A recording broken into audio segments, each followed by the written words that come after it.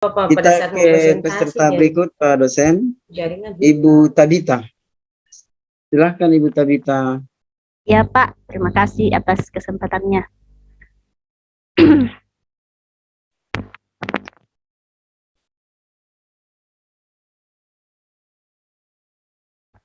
Ya, selamat pagi anak-anak. Selamat pagi Bu Guru. Selamat pagi Bu Guru.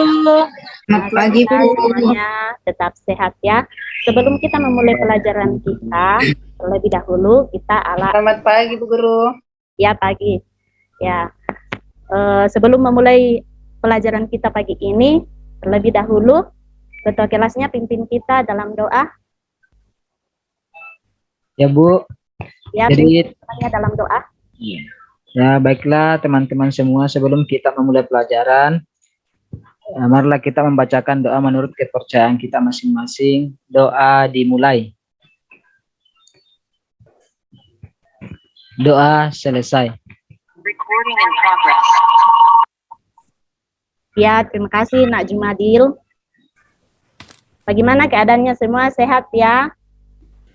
Sehat Ibu. Siap mengikuti pelajaran kan? Siap Bu. Siap Ibu. Oke.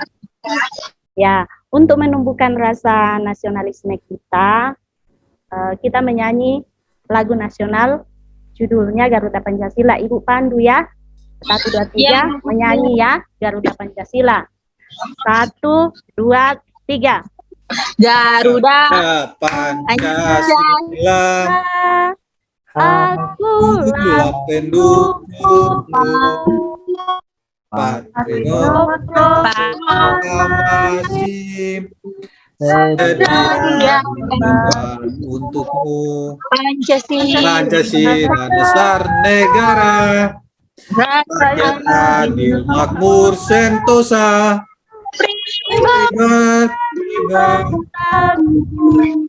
Ayo maju, maju, ayo maju, maju, ayo maju, maju, maju. Oke, terima kasih. Semangat semuanya ya. Terkhusus semangat untuk hari ini. Oke. Sebelum kita masuk pelajaran hari ini, mungkin masih ada yang ingat pelajaran kita yang lalu. Kita membahas tentang apa di pertemuan yang lalu? Yuni, mungkin bisa? Ya Bu. Peran lembaga peradilan Bu. Iya. Yang lain mungkin masih ada? Tingkatan lembaga peradilan Bu. Lembaga peradilan Ibu. Tingkatan lembaga peradilan Ibu. Oke. Semuanya masih ingat pelajaran kita yang lalu ya. Sebelum masuk materi hari ini, Ibu share screen dulu ya.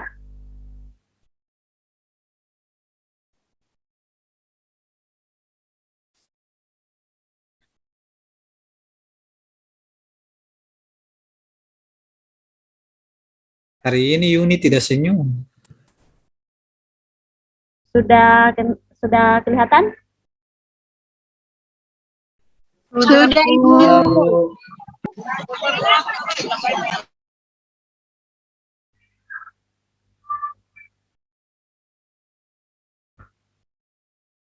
Oke. Materi pokok kita hari ini yaitu menampilkan sikap yang sesuai dengan hukum. Kompetensi dasarnya mendeskripsikan sistem hukum dan peradilan di Indonesia sesuai dengan Undang-Undang Dasar Republik Indonesia tahun 1945. Tujuan pembelajarannya menghayati dan mengamalkan, yang pertama, menghayati dan mengamalkan nilai-nilai dalam sistem hukum dan peradilan di Indonesia dengan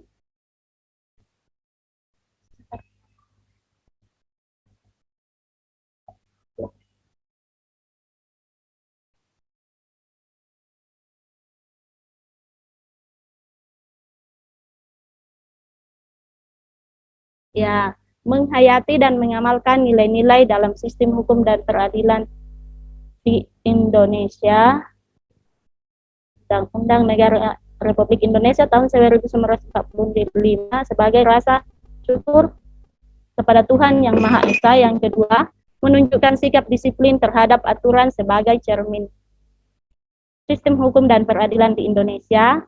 Selanjutnya, menentukan perilaku yang sesuai dengan hukum dan perilaku yang bertentangan dengan hukum, menganalisis macam-macam sanksi terhadap pelanggaran hukum, menganalisis contoh perilaku pelanggaran hukum.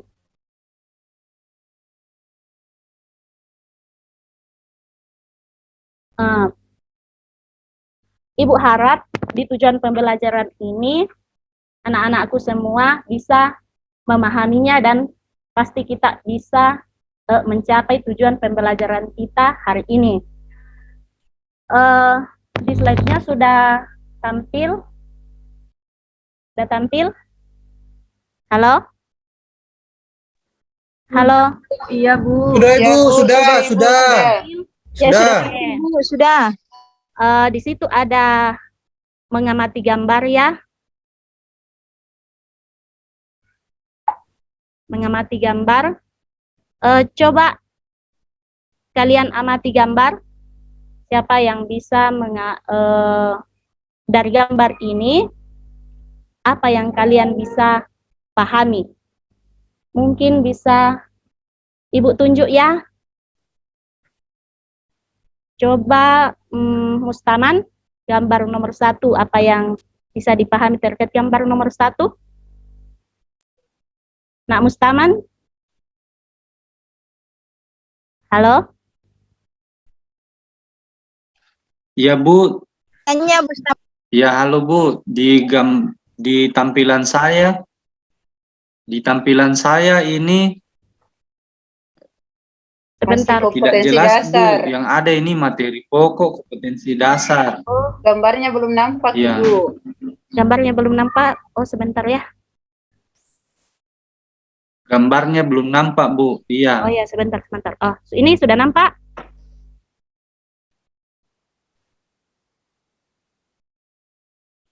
Sudah nampak gambarnya? Tinggal digeser ini Bu ke bawah. Ini sudah. Belum berpindah Bu, masih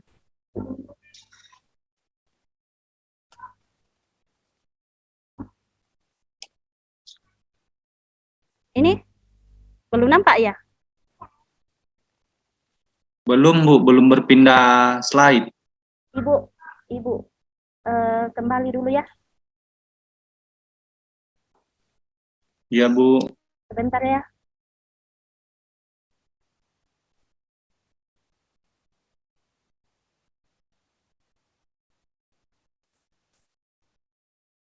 Sudah nampak? Sudah, Bu. Sudah? Sudah, Bu. Ya. Mungkin Nak Mustaman bisa Sudah Bu, sudah Bu. gambar apa yang ada di nomor 1. Yang lain juga ya, perhatikan. Kalau gambar nomor 1 saja Bu ya. Boleh semuanya. Untuk gambar nomor 2, nomor 3. Oh iya Bu, kalau gambar 1 itu adalah gambar orang yang menaati rambu-rambu lalu lintas. Mereka berhenti pas ketika lampu merah menyala. Jadi mereka ini menurut saya tertib lalu lintas. Kemudian yang kedua itu pengeroyokan. Ini 1 orang dipukul oleh 2 orang, dan yang ketiga itu Bu, ini sepertinya di penjara ini Bu. Ya mungkin buat kesalahan Bu. Ini mungkin tadi yang memukul jadi sudah di penjara. Itu menurut saya Bu. Terima kasih. Oke, mungkin ada yang lain? Jumadil? Iya Bu, mungkin saya melihatnya juga seperti itu dengan Pak Mustaman Bu. Gambar 1 itu gambar orang yang sedang berlalu lintas mematuhi aturan yang ada di jalan Bu. Seperti di situ contohnya saya lihat lampu merah Bu. Kemudian yang kedua juga Bu, sama dengan Pak Mustaman. Ada beberapa 2 orang ini yang melakukan penganiayaan, Bu. Kemudian yang ketiga, ini gambar tangan yang diborgol, berarti ini sudah dihukum kayaknya, Bu, di penjara. Mungkin cuma itu, Bu. Oke. Saya rasa, Ibu rasa semua pahamnya terkait gambar yang Ibu sudah tampilkan. Yang gambar yang pertama itu mengenai sikap yang sesuai hukum, yang kedua sikap yang melanggar hukum, dan yang ketiga sanksi dari melanggar hukum tersebut. Ya, Ibu masuk pada materi ya. Mungkin dari Nirmala bisa membacakan sikap yang sesuai dengan hukum. Nirmawati, maaf, Ibu salah sebut. Ada? Halo Nirmawati. Kemungkinan gangguan jaringan ya. Halo Lutfansul. Boleh, Bu Guru. Ya, silakan dibaca sikap yang sesuai dengan hukum. Sikap yang sesuai dengan hukum, kepatuhan hukum mengandung arti bahwa seseorang memiliki kesadaran untuk yang pertama memahami peraturan perundang-undangan yang berlaku, kedua mempertahankan tertib hukum yang ada, dan yang ketiga menegakkan kepastian hukum, Bu Guru. Oke, terima kasih. Ya, ini masih lanjutannya yang tadi ya. Adapun ciri-ciri, Ibu lanjut saja. Adapun ciri-ciri seorang yang berperilaku sesuai dengan hukum, yang berlaku dapat dilihat dari perilaku diperbuatnya seperti disenangi oleh masyarakat pada umumnya, tidak menimbulkan kerugian bagi diri sendiri dan orang lain, tidak menyinggung perasaan orang lain, menciptakan keselarasan, mencerminkan sikap sadar hukum, dan mencerminkan kepatuhan terhadap hukum. Ya, yang kedua itu sikap yang bertentangan dengan hukum. Macam-macam perilaku bertentangan dengan hukum. Dapat kamu berikan contoh sikap yang sesuai dengan ketentuan hukum di lingkungan keluarga, sekolah, masyarakat, dan negara. Mungkin dari anak-anakku sekalian ada yang bisa baca? Halimah? Ya Bu, saya Bu. Ya.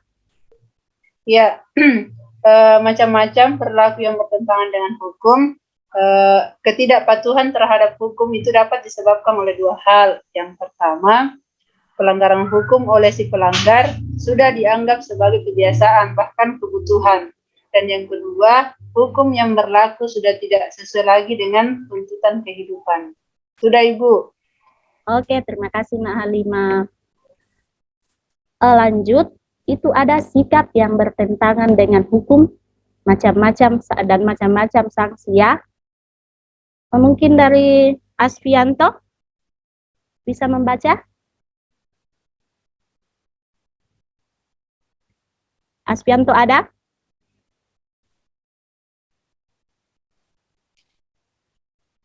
Saya saja, Bu. Mungkin jaringannya tidak bagus, Bu. Keluar di belakang, Bu. Saya Bu, silakan dibaca. Ya, B. Macam-macam sanksi. Sanksi terhadap pelanggaran itu amat banyak ragamnya. Misalnya sanksi hukum, sanksi sosial, dan sanksi psikologis. Sifat dan jenis sanksi dari setiap norma atau hukum berbeda satu sama lain. Akan tetapi dari segi tujuannya sama, yaitu untuk mewujudkan ketertiban dalam masyarakat. Sudah, Bu? Oke, bisa Nurlina lanjutkan karena tadi juga angkat tangan. Ini masih macam-macam sanksi ya. Coba Nurlina. Masih macam-macam sanksi, Bu, macam-macam sanksi.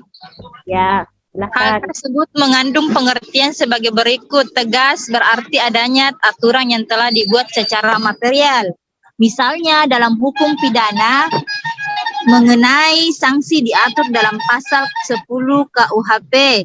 Dalam pasal tersebut ditegaskan bahwa sanksi pidana berbentuk hukuman yang mencakup hukuman pokok yang terdiri atas hukuman mati.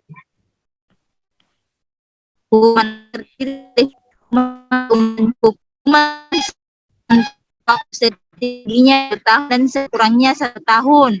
Hukuman tambahan yang terdiri pencabutan hak-hak tertentu, perampasan, penyitaan barang-barang tertentu, pengumuman keputusan hakim. Terima kasih, Ibu.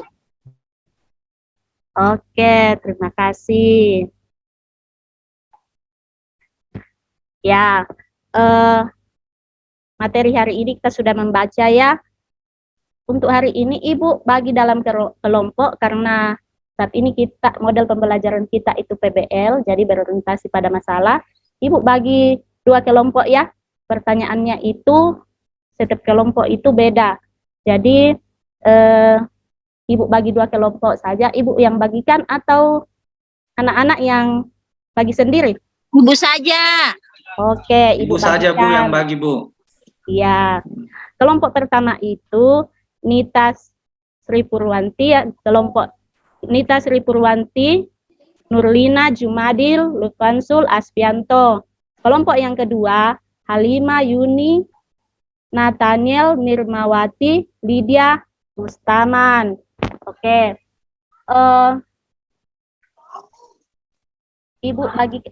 Ibu bagikan LKPD-nya ya. Ya. Ya, Bu. Silahkan berdiskusi ya mengenai pertanyaan Halaman yang berapa ada. Bu LKPD-nya ini Bu? Ya, Ibu bagikan di meja ya. Silakan berdiskusi mengenai pertanyaan yang ada di LKPD. Waktunya 5 menit ya. Bisa? Bisa, Bu. Oke. Nanti setiap ketua kelompoknya mempresentasikan hasil dari diskusi kelompoknya ya. Waktunya 5 menit. Oke, kalau ada yang tidak dipaham boleh ditanyakan ya. Ya Bu Guru.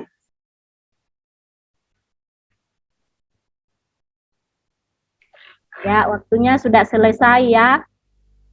Silahkan perwakilan dari kelompok 1 mempresentasikan. Ya, Bu, saya Bu. Ya, silahkan Nita. Assalamualaikum warahmatullahi wabarakatuh. Selamat pagi teman-teman. Perkenalkan saya Nita. Saya perwakilan dari kelompok 1.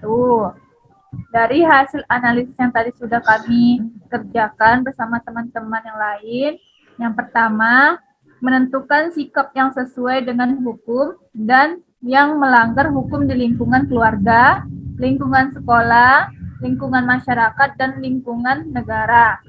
Yang pertama, sikap yang sesuai hukum di lingkungan keluarga, yaitu menghormati orang tua, saling menyayangi, dan saling membantu. Yang kedua, menjaga nama baik dan kehormatan keluarga. Yang kedua, di lingkungan sekolah. Yang pertama ada menjaga nama baik sekolah. Yang kedua, memakai pakaian dan atribut yang sesuai dengan ketentuan sekolah. Yang ketiga, di lingkungan masyarakat. Yang pertama, menjunjung tinggi peraturan yang berlaku di masyarakat. Yang kedua, terlibat aktif dalam kegiatan masyarakat, misalnya gotong royong, ada musyawarah, itu. Kemudian yang keempat, di lingkungan negara, menjaga nama baik bangsa dan negara. Yang kedua, taat dan patuh dalam menjalankan aturan-aturan hukum. Sedangkan sikap yang melanggar hukum di lingkungan keluarga terdiri dari 1. Mengabaikan perintah orang tua. Kedua, membantu membuat kegaduhan di rumah. Dari mana untuk Kedua, keluarga dan meninggal? sekolah. yang terdiri dari satu, datang terlambat, tidak menghargai guru dan staf sekolah, kemudian tidak menggunakan seragam yang sesuai aturan yang telah ditentukan.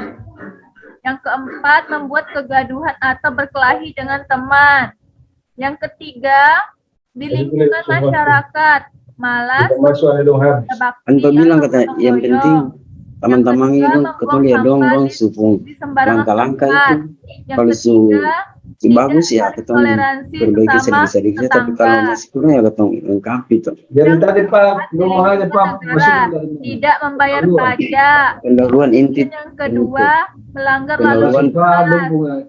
Sekian presentasi dari kelompok 1. Tapi kan pada saat membayangkan memahaminya. Saya tadi kan masuk tahu oh ini di modelnya ini. Yang kayak Pak bilang itu yang perlu nampakkan yang saintifik itu lah. Bahkan suara di luar biasa. Yang perlu tulis menanya mengamati apa yang perlu lah. Satu. Maksudnya kan begini. Mungkin ada Bukan dari kelompok 2. Ada? Belum datang. Tapi ini kita sudah makan tuh jadi tinggal sedikit. Lanjut presentasi dari kelompok 2. Silakan kelompok 2. Sebentar aja. Tidak ada, Bu. Bagus sekali presentasinya kelompok 2, Bu. Silakan kelompok 2, Halimah. Ya, Bu. Presentasi hasil diskusinya. Ya, terima kasih Bu atas kesempatannya. Saya perwakilan dari kelompok 2 akan mempresentasikan hasil kerja kelompok kami. Menurut kelompok kami, rendahnya kesadaran hukum itu ketidakpatuhan terhadap hukum dapat disebabkan 2 hal. Yang pertama, pelanggar hukum oleh si pelanggar sudah dianggap menjadi kebiasaan dan bahkan kebutuhan. Kemudian yang kedua, hukum berlaku tidak sesuai lagi dengan tuntutan kehidupannya. Adapun sanksi-sanksinya, sanksi terhadap pelanggaran ini sangat banyak ragamnya, misalnya sanksi hukum, sanksi sosial, sanksi psikologis.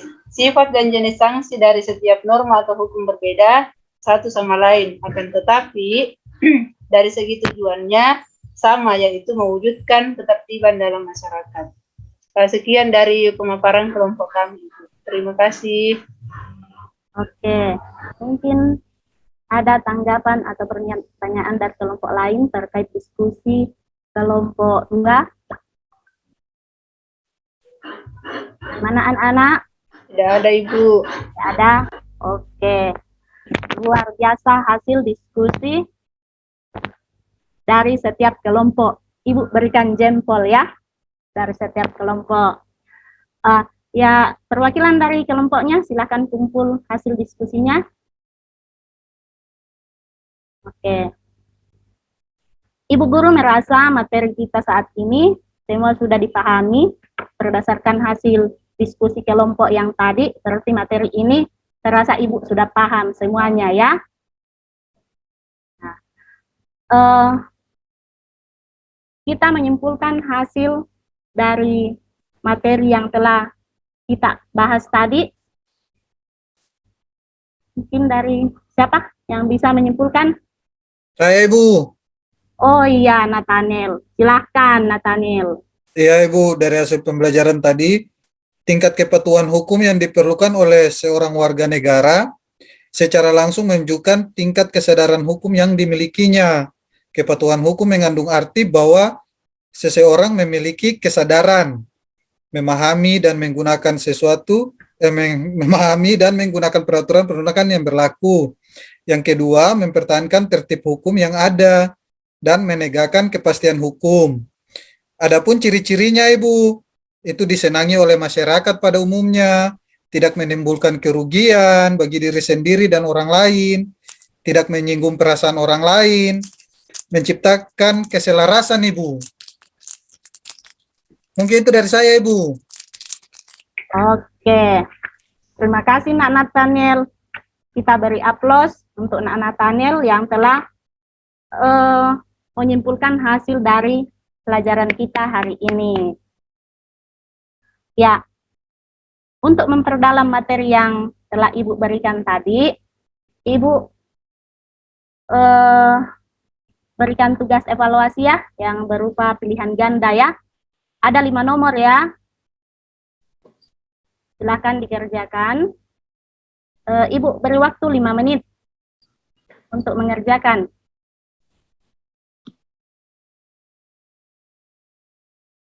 Oke, waktunya sudah selesai ya. Untuk pertemuan berikut, kita adakan ulangan harian ya. Karena pertemuan di materi di bab ini, di bab 3 ini sudah berakhir. Ini pertemuan keempat. Jadi minggu depan kita adakan ulangan harian. Semua siap ya? Iya, Bu. Oke, semuanya sudah siap. Sebelum kita mengakhiri pelajaran kita, karena tadi kita memulai pelajaran kita dengan doa, jadi sekarang kita akhiri pelajaran kita dengan doa. Silahkan, mungkin bisa dari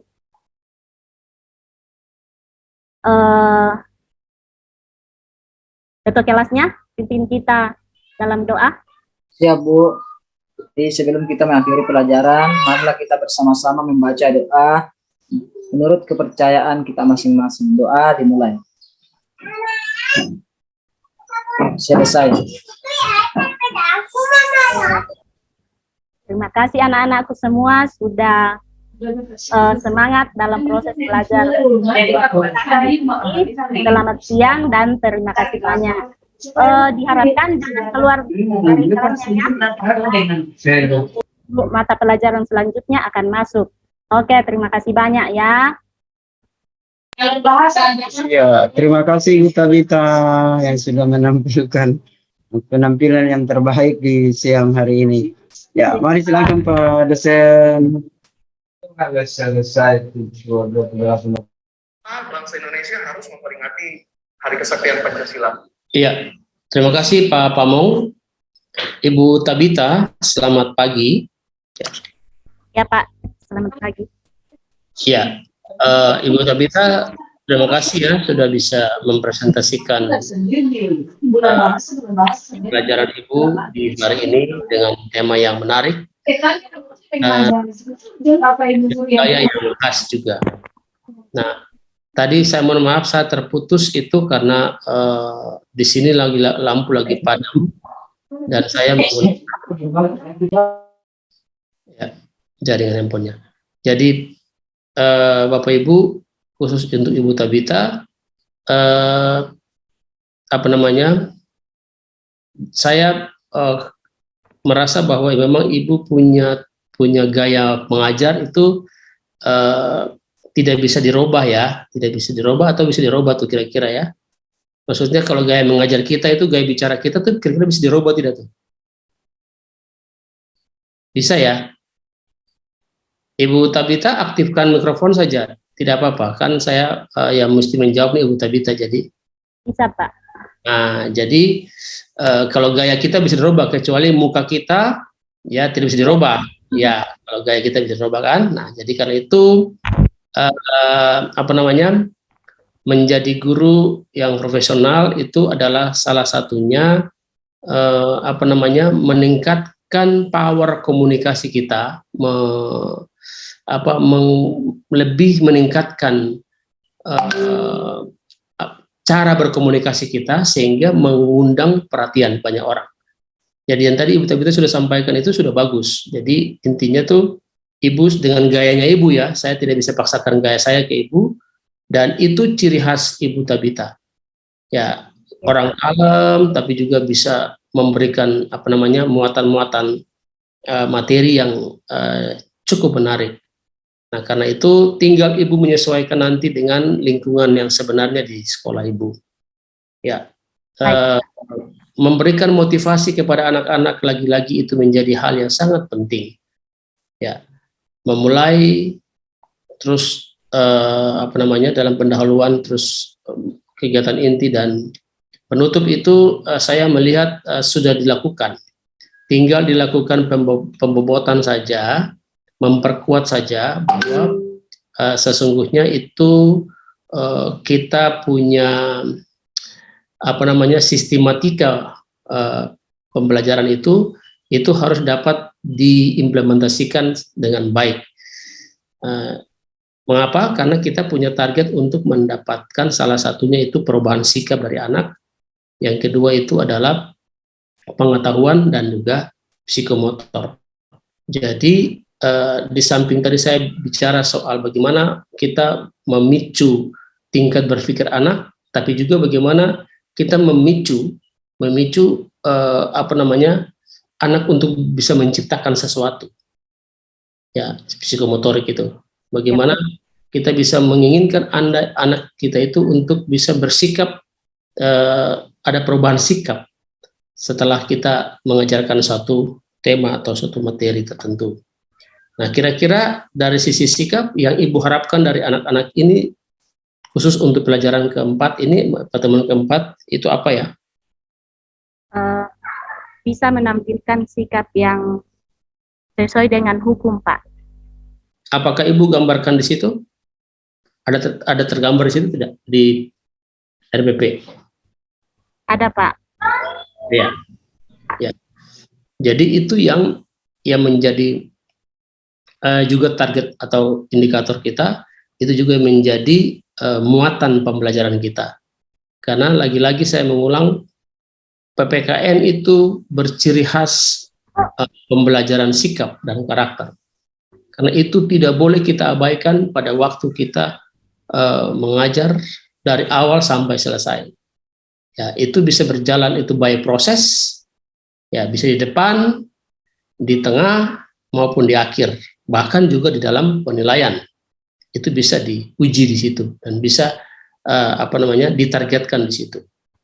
Ya, yang berikut itu nanti Ibu Tabita memperkuat lagi soal evaluasinya. Ya, jadi bagaimana evaluasi dilakukan atau penilaian itu, bentuk penilaian itu dilakukan untuk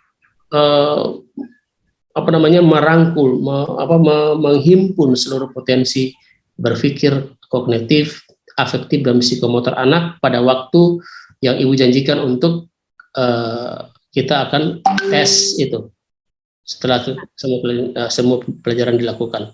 Nah, itu yang penting untuk Ibu lakukan selanjutnya. Nah, persepsi yang tadi saya lihat itu sudah sangat relevan juga karena Ibu meminta untuk mereview lagi materi-materi sebelumnya. Itu penting untuk memicu daya ingat anak untuk materi yang sebelumnya. Itu mesti dihubungkan terus dan itu harus bisa tergambar juga nanti di dalam tes Ibu berikutnya setelah pertemuan keempat ini. Saya kira itu penting. Ibu harus tetap menjadikan profil kita tuh enjoy di depan anak-anak, sehingga itu menjadi semangat baru untuk anak-anak, ya. Saya selalu mengingatkan semua guru juga harus menciptakan suasana yang enjoy, yang menarik buat anak-anak, sehingga anak-anak itu punya semangat untuk bisa mengikuti pelajaran. Kalau itu sudah ada kita ciptakan lebih awal, maka tengah dan belakang itu pasti beres sudah, begitu. Ya, saya kira itu saja Ibu Tabita. Baik, Pak. Ibu Tabita sendiri merasa seperti apa tadi penampilannya? Belum maksimal, Pak. Ya, tidak apa-apa. Jadi belum maksimal, untuk diperbaiki, untuk dimaksimalkan lagi ke depan, ya Ibu Tabita, ya. Ya, Pak. Terima kasih untuk kerja kerasnya dan sudah bisa tampil dengan baik. Ya, Pak. Terima kasih, Pak. Ya, baik Ibu Tabita. Saya kembalikan ke Pak Pamong. Ya, terima kasih Pak dosen, Ibu Tabita, terima kasih.